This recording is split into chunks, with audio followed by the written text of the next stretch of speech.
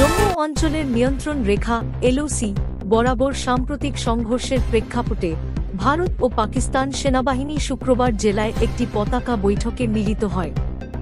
সরকারি সূত্র জানিয়েছে, চাক্কন্দাবাগ ক্রসিং পয়েন্টে ব্রিগেড কমান্ডার পর্যায়ের বৈঠক অনুষ্ঠিত হয়।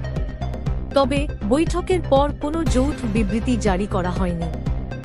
সরকারি কর্মকর্তারা জানিয়েছেন, বৈঠকের উদ্দেশ্য ছিল এলওসিতে শান্তি রক্ষা এবং 2003 ও 2020 সালের অস্ত্রবিরতি চুক্তি মেনে চলা। জম্মু ও কাশ্মীরের মুখ্যমন্ত্রী ওমর আবদুল্লাহ বলেন, পতাকা বৈঠক উত্তেজনা কমাতে সহায়ক হবে। সাম্প্রতিক সংঘর্ষ। গত 24 ঘণ্টায় পুঞ্চ জেলায় 2টি বিস্ফোরণ ও গোলাগুলির ঘটনা ঘটে। শুক্রবার সকালে এলওসির কাছে একটি বিস্ফোরণের খবর পাওয়া গেলেও কারণ সম্পর্কে কিছু জানানো হয়নি। 2020 সাল থেকে অস্ত্রবিরতি বজায় থাকলেও উভয় পক্ষই একে অপরের বিরুদ্ধে লঙ্ঘনের অভিযোগ তুলেছে।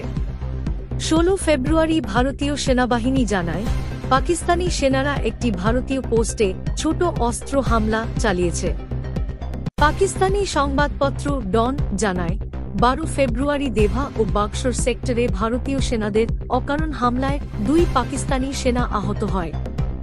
এলওসি বরাবর সাম্প্রতিক মাসগুলিতে 6টিরও বেশি সংঘর্ষ হয়েছে, যার মধ্যে স্নাইপার হামলার ঘটনাও রয়েছে।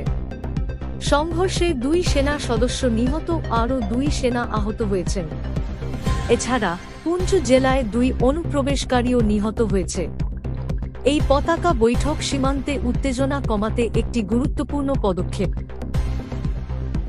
তবে অস্ত্রবিরতি চুক্তি মেনে চলা এবং শান্তি বজায় রাখার জন্য উভয় দেশের আরও প্রচেষ্টা প্রয়োজন।